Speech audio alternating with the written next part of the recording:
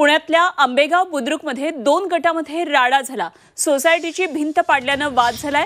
वेता नगर भागातल्या रहिवाशांनी सोसायटीवर त्यामुळे दगडफेक केली। नैसर्गिक नाला बुजवून सोसायटीचं बांधकाम केल्याचा आरोप करण्यात येतोय। पुण्यातल्या आंबेगाव बुद्रुकमध्ये 2 गटात हा राडा झाल्याची घटना घडली आहे। सोसायटीची भिंत पाडल्याचा हा वाद आहे। आंबेगाव बुद्रुकमधली एका सोसायटीची भिंत जेसीबीच्या सहाय्याने पाडण्यात आली आणि त्यामुळे 2 गटामध्ये चांगलाच राडा झालाय। तर ही घटना सोमवारी रात्री घडली। इथल्या प्रिस्पेटिन सिफिक सोसायटीची भिंत पाडण्यात येत असल्यास निदर्शनाचा येताच सोसायटीतल्या रहिवाशांनी जेसीबीच्या दिशेने धाव घेतली आणि त्यावेळी जेसीबी चालकानं पळ काढला आणि पलीकडच्या बाजूने असलेल्या वेतानगर मधल्या स्थानिकांनी सोसायटीच्या दिशेने दगडफेक केली। या सोसायटीचं बांधकाम हे नैसर्गिक नाला बुजवून करण्यात आल्याचा आरोप आहे आणि या संदर्भात आणखी तपशील जाणून घेऊया। आमचे प्रतिनिधी अरुण मेहत्रे पुण्यामधून आपल्या संपर्कात आहेत। अरुण, काय नेमका हा सगळा राडा झालाय आणि काय नेमकं वातावरण आता आहे?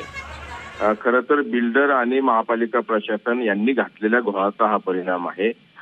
एका नाल्यावरती इमारत उभी केली, सोसायटी उभी केली गेली आणि त्याला सीमा भिंत देखील घातली गेली असं वेतानगर मधल्या नागरिकांचं म्हणणं आहे। आणि जिथे भिंत घातली तो त्यांचा जाण्या येण्याचा रस्ता होता आणि त्यामुळे तो रस्ता अडवला गेलाय। आणि याबाबतचा वाद म्हणजे आधी आंदोलनं झाली, वाद अगदी कोर्टात महापालिकेत सगळीकडे गेला, पण त्याच्यावरती तोडगा निघू शकला नाही। आणि अखेर तिथल्या लोकांनी, कोणीतरी अज्ञात लोकांनी जेसीबी आणला आणि जेसीबीच्या साहाय्याने ती सीमा भिंत पाडण्याचा प्रयत्न केला किंवा पाडली आणि त्यानंतर हा सगळा राडा झाला। एका बाजूला सोसायटीचे लोक तर दुसऱ्या बाजूला वेतानगरचे लोक, या दोघांमध्ये त्यावेळी हातापाई झाली।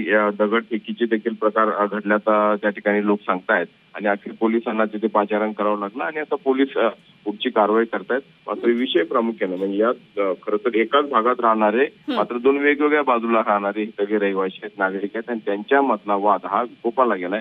त्याला कारण म्हणजे महापालिका आणि बिल्डर यांनी घातलेला गोंधळ किंवा घोळ म्हणता येईल। खरं, धन्यवाद अरुण दिलेल्या या सगळ्या सविस्तर माहितीसाठी।